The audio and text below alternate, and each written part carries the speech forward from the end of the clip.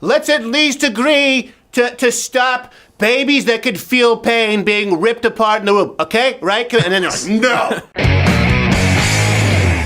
So the segment I want to get into before, people saying, are you going to talk about the Green Deal, the Green New Deal? I didn't have time to read through all of it before this show. It does seem pretty insane. And it does lead me to the point that I do want to discuss tonight, why I believe that President Trump is going to be reelected. And the main reason for this is that Democrats keep giving him gifts. Right? So they wonder, like, how he won in the first place. You hear that a lot. Yeah. Like, how did Donald Trump, how could he have possibly won? And how could he possibly win again? I'll tell you exactly how. The left continues to give this man gifts.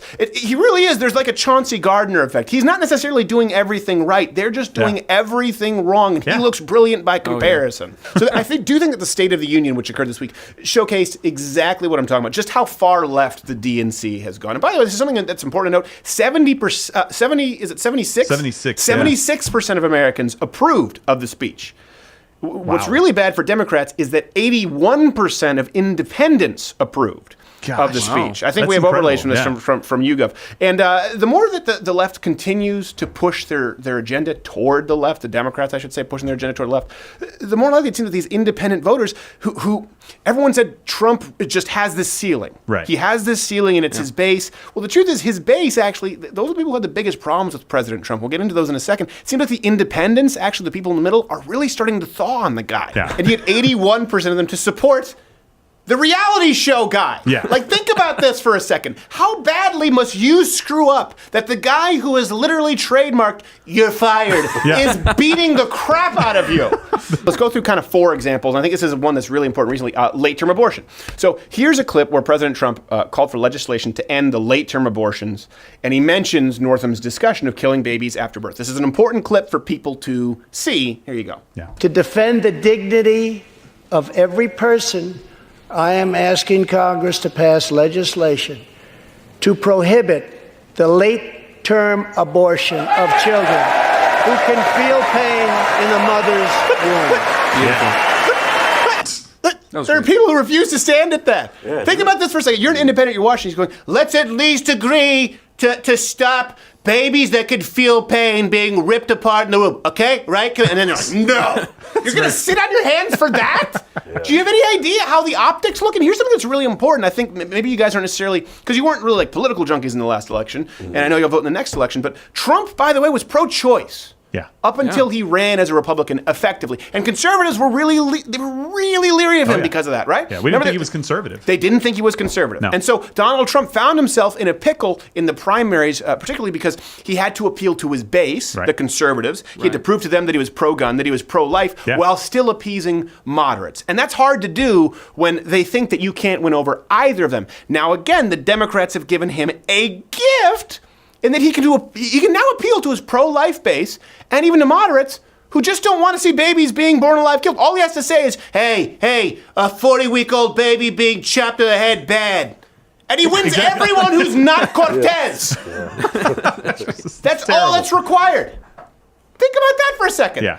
All the Democrats had to do was say, hey, most Americans are relatively pro-choice because it's a term that we created to trick them, and some of them are stupid. So let's go with that. And instead they said 40-week abortions, right? 40 weeks? And Donald Trump was, I'm calling your bluff.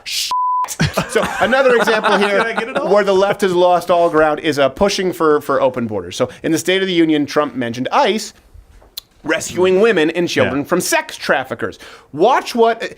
I mean, Ocasio Nina Pinta Santa Maria Cortez refuses to clap for this. Here's the clip. More than 1,500 sadistic traffickers have been put behind bars. This is just like, that's, everyone is clapping. Yes. You should be. Look, you got people on the right and the left. Wait, what? Stone cold face. How should I, I'll get out. That's insane. I'll get up for stopping sex slavery. I don't like him, but I'll get up. Like, you just handed him a gift. By the way, they were wearing white for women's rights. You gotta clap if you're wearing white for women's rights. Alexandria Ocasio-Cortez, who are you wearing? I am wearing white for women's rights. Accept all the underage hookers against their will. I'll see you at the halftime show. And here's the thing, not even talking about the sex trafficking, okay? That's one that, again, if you have to play the game in politics. Everyone knows this a little bit. We don't like it, but when someone says ending sex trafficking, even if you go, well, hold on a second, I know that Cortez, when she's talking about ending sex trafficking, is actually attached to the Green New Deal bill, and that's actually about 70% tax, so I don't like it, but she did say end sex trafficking. All right, I'm going to clap just because of the optics, and I'll talk about it later. They didn't clap at that. But if you go even further into the issue, a new CBS poll shows that 72% of Americans agreed with Trump specifically on immigration anyway. Here's them saying it. Just in from our CBS News instant poll here following the president's State of the Union, 76% of speech watchers said they approved of what they heard. I'm very surprised. That's a large percentage there. I'm very surprised that any of these percentages are true. That's why I had to play that clip, so you would believe that I'm not just saying it. Let me just paint a picture for you. Just a moment here, okay? I'm trying to actually wrap my head around this. They fact checked It's really hard to do. It's like when they fact checked Donald Trump, where he said we had burgers stacked a mile high at the White House. They're like, actually, he did not have burgers stacked a mile high. As a matter of fact, they were placed in more of a horizontal spread, really. One couldn't account for the vertical metrics because of the buttons and depending on the temperature of the room. It's like, you're a Exactly. But think about this for a second, okay? The guy who said you could do whatever you want, you could grab by the and disgusted a whole nation, now has the moral high ground because you've decided to vilify him because he's against sex trafficking and he had the number off by 2%. Yes. You've given him a gift. Another one. You couldn't possibly make it easier for him. Now everyone forgets about the grab by the and you go, actually, that 33% of people who are raped when they try to get here against their will, it's 31%. You better get in line, President Trump. And all he needs to say is, you're a piece of shit. And they're like, you know what? I kind of am. Yeah, let me just walk out this door here. I should almost be prioritizing the women who are being raped. Here's the second example before we get to the prime example. The left, of course, is pushing socialism. This is another reason I think President Trump is going to win. They're outright pushing it. Remember when it used to be veiled? Yeah. Where they used to, like, when people said, we think that Barack Obama is kind of a socialist. Right, like, yeah. Socialism is actually, it's a dog whistle. It's the N-word is what it means. Remember when they said that? It's like, no. It's no, we think he's a socialist. Like, by the way, there are people like in Norway who are socialists too. They're not black at all. They're actually like really white and really strong for some reason. We have no idea as to why yet. We're still running some genetic testing, but we actually think that Barack Obama is like a Norwegian socialist. That's it. No. Trump just said that we're never going to be a socialist country. And look at who refuses to applaud. Here you go. Socialism in our country. Yeah, boo. America was founded on liberty and independence and not government coercion, domination, and control. We are born free. Okay, and wait for it. Sounds good. Freedom. Sounds good. Here it comes. Wait. Son of a bitch! Oh, holy shit! They have a close-up! I should have anticipated this and not planned poorly my afternoon nap. Cortez, where were you? You were my number 2. I just like That's one of the best zoom in close-ups in the history of presidential speeches. He looks like Grumpy Cat had sex with a crazier, older Grumpy Cat. Let's think about it. The stars of the Democratic Party: Bernie Sanders and Ocasio, Nina Pinta Santa Maria Cortez. These are the stars. Yeah. They're actual socialists. She actually thinks that she's going to pass some kind of 70% tax. I don't know. Gosh. She explained it somehow. The notion of socialism to that particular regime, what do you think about the president, why he did that? Well, I think that he needs to do it because he feels like he feels himself losing on the issues. Every single policy proposal that we have adopted and presented to the American public has been overwhelmingly popular, even some with a majority of Republican voters supporting what we're talking about. When we talked about a 70% marginal tax rate on incomes over $10 million, 60% of Americans approve it. No. What? Just a majority of Republicans support socialism.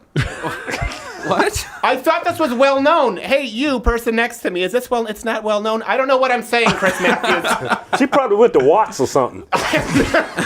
Let's be honest here. Oh my gosh. Do we have to act like that sounds like an intelligent woman? No. Do we have to pretend?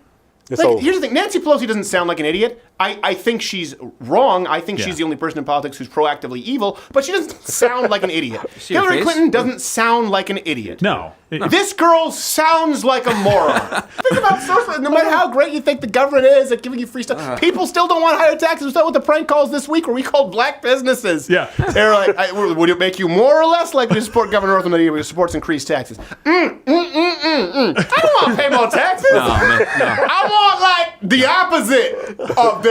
I think the greatest example, of course, of the gifts that the left has they've been giving Donald Trump, and I hope they do it again in 2020, is they ran Hillary Clinton in a general election.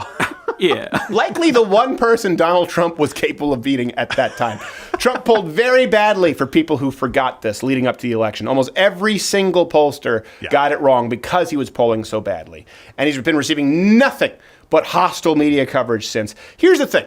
The choice in 2020 is very different from 2016. You were not a Trump guy. Nope. And I was not a Trump guy in the primaries. No, we argued about it. We argued about it because I remember saying, well, listen, if he does win, he's going to be the guy at that point. But it wasn't my guy. I liked Carly Fiorina. I liked Ted Cruz. Yeah. So the choice, though, in 2020 is very different from 2016. 2016, a lot of people thought that both Hillary and Trump were kind of taking us toward a cliff. Mm-hmm. I think Ben Shapiro summarized it as though the concerns of many, by the way, he said the fear was that if Trump got into office and he did a bad job, it'd be like we're heading toward the cliff, just as we'd be heading toward the cliff with Hillary Clinton. But with Donald Trump, there would be no break. Right. Because no Republican would be elected after Donald Trump if he did as bad of a job that many people anticipated, myself included, in the primaries. I remember saying, I think we deserve to lose if we run him in the primaries. Yeah. Of course, when he was against Hillary Clinton, I mean, listen, come on, you just have to take the free shots when you're given them.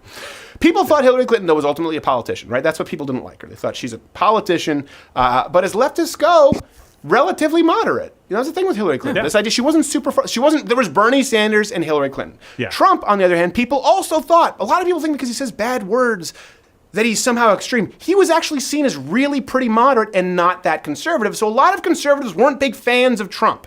As a matter of fact, I think you'll be surprised when you look at those voting blocks. Evangelicals voted for Trump because they had to, but not all of them.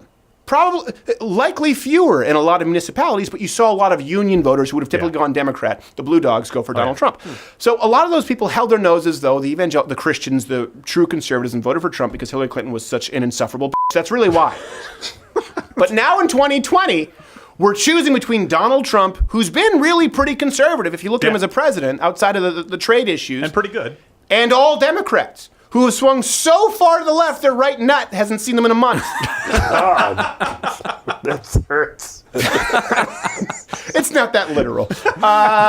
We know they want abortion up to 40 weeks, 70% tax rates, as you just saw, completely socialized healthcare. They want to destroy our economy on principle versus Donald Trump, who has done well by nearly all metrics available to us at this point, besides tweeting mean words, some of which are misspelled, let's be honest. But outside of that, he's done pretty well. The choice in 2020, when they say it's stark, they're, well, we think there's a stark contrast between the Democrats and Donald Trump. It is.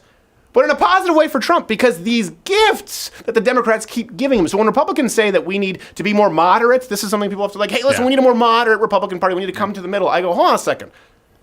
Look how far the left is going. Don't stare a gift horse in the mouth. Okay, if you like this video, you watch videos on YouTube. If I were Jimmy Kimmel, if I were Stephen Colbert, or Trevor Noah, I would tell you to subscribe. But I have no corporate overlords who demand that I do this demeaning promo. I do the demeaning promo because I choose to. Subscribe or hit the notification bell because I need you. I need you. Please do it.